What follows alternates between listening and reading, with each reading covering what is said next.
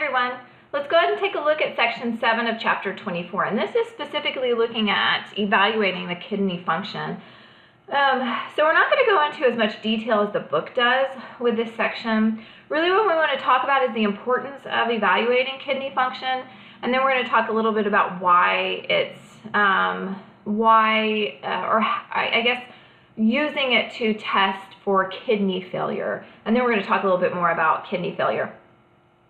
So there's got to be a way to go in and see how well your kidneys are functioning, right? We need to have ways to know if the kidneys are filtering correctly, and really that's what this is going in and talking about is going in looking at the effectiveness of the kidneys by measuring glomerular filtration rate and also by measuring renal plasma clearance as well.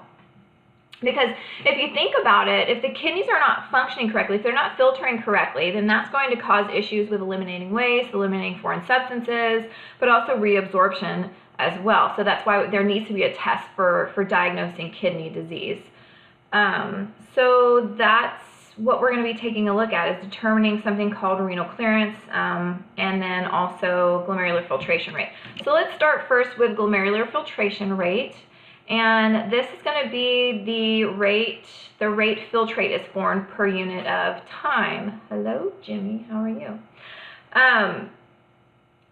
So the easiest way to do this, and what they use, is something called inulin. Let me find my little marker here.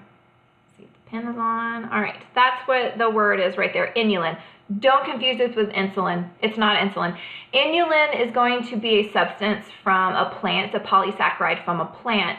And it can be injected. And the reason why this is preferred to be used is because of the fact that it's freely filtered. So that means that it can sneak through the sneak through that filtration membrane. And it's not secreted and it's not reabsorbed either. So it's a good way to see just how your glomerular filtration rate, how much your glomerular filtration rate is. Remember normal glomerular filtration rate? We talked about that in a few videos back, right? That's normal glomerular filtration rate down there, 125 milliliters per minute, which should roughly equal about 180 liters per day. Here's the technical equation for it. You don't have to worry about all of that. Just kind of understand the importance of this. It's going in and understanding how it's measured and how something is actually injected into a patient. That way they can go in and measure it. What they'll do is they'll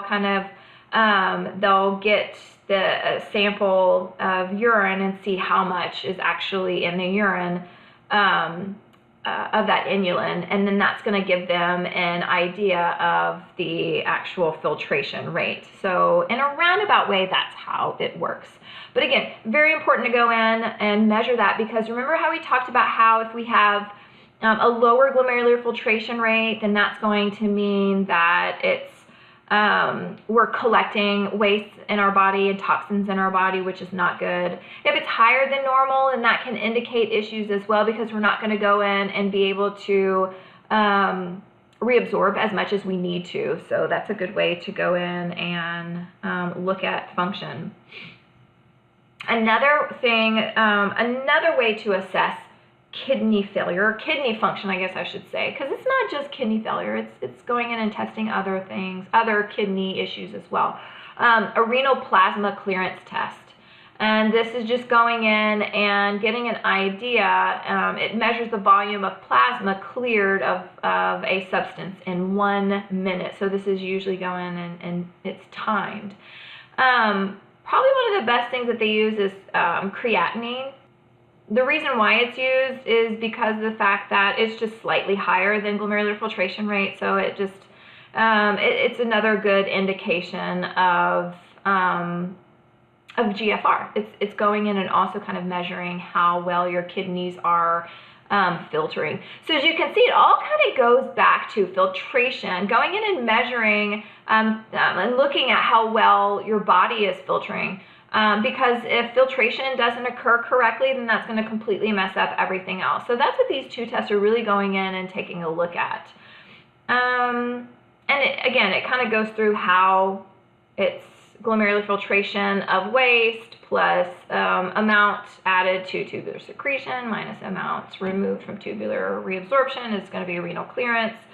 And the book even talks and goes into talking about examples with like urea, and you can go in and read all about that. You're not going to be tested over that.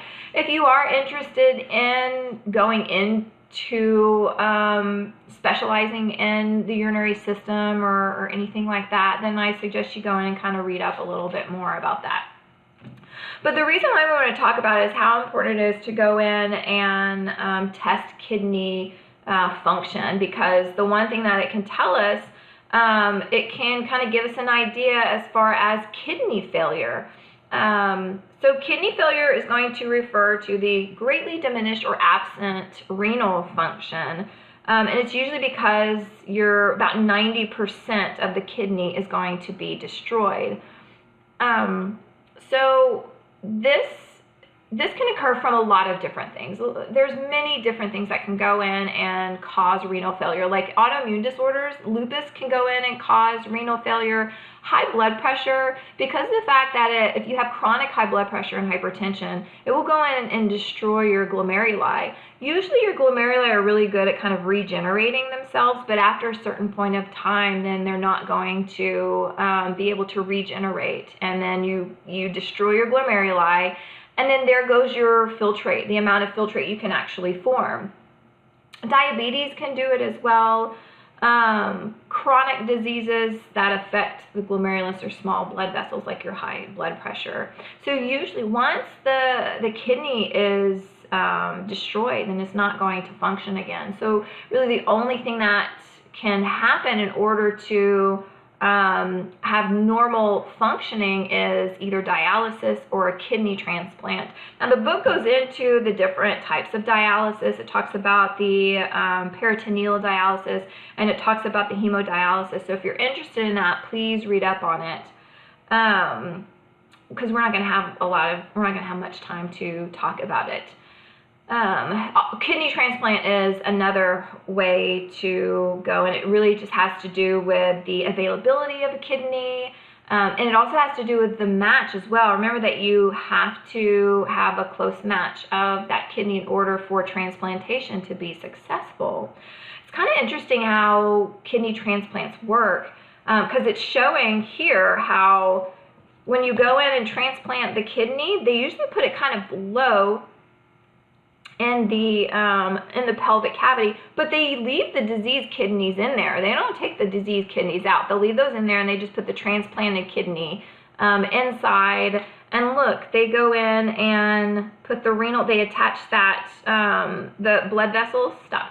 They attach the blood vessels here to the iliac, as you can see. And then look, there's the ureter, and then it kind of goes in and they attach it to the bladder that way. So it's kind of interesting, the fact that they leave it in, isn't it? Let's talk about the issues that are going to happen with renal failure. Because there's so many functions of the kidney, it can be completely devastating. If we go back to that main slide that talks about the different functions of the urinary system, it was a lot more than just filtering blood, right?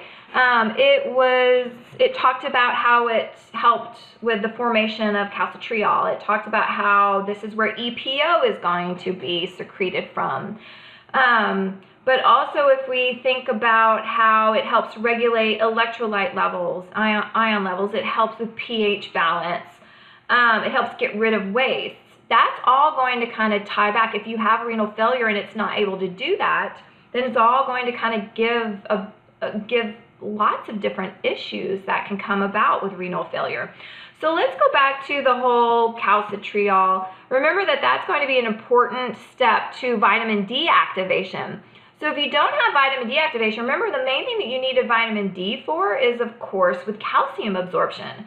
So with no vitamin D activation, that means you're not going to be able to reabsorb calcium. And then that leads to hypocalcemia. And we'll talk more about this in the next chapter, but that's going to cause issues with bone deposition. You know, it can cause osteomalacia or other kind of bone density issues. Look, erythropoietin. If the kidneys aren't functioning normally, then that is going to cause issues with anemia, because erythropoietin is going to be important in red blood cell production. What else on here? Let's take a look at the fluid and electrolyte balance. Hi, Miss Hudson. Sorry if the cats are disturbing you. So, or if they're distracting you, I apologize. So let's take a look at fluid and electrolyte balance. And this just lists only a certain number, or only certain ones, and it can be definitely a longer list. But of course, it can cause hyperkalemia. That's going to be where you have more potassium in your blood than normal, because we're not able to secrete the potassium like we need to. Hyperphosphatemia, more hypocalcemia. If our kidneys aren't functioning, then there goes our water balance. It often leads us to we'll talk about a certain fluid imbalance in the next chapter, where we're not able to, we retain fluid instead, or that individual with kidney failure retains fluid, and that can cause edema and other issues. But I mean, think about it. If you're retaining fluid, that means you're also retaining your nitrogenous wastes. So that can lead to systemic poisoning, uremia, among other things. And then this is another one that we'll talk about more next time, is it's going to completely throw off pH. And that can lead to pH imbalances like metabolic acidosis. So that's the issue with kidneys, and how it can affect so many different things in the body. And it's not just going in and affecting, well, we can't get rid of waste, and that's what it's the only thing that's going to affect. No, it's going to affect so many other things. So that's the importance of having those tests and being able to go in and test for normal kidney function. So that's really about it for the kidney itself. I mean, it took us a lot to get through it, right? Most of this chapter was the kidney. So from here on out, what we're going to be taking a look at is the ureters, the bladder, and the urethra. So we're going to be taking a look at what happens with urine once it leaves the collecting duct and it moves into the ureter. That's about it after this. So until next time.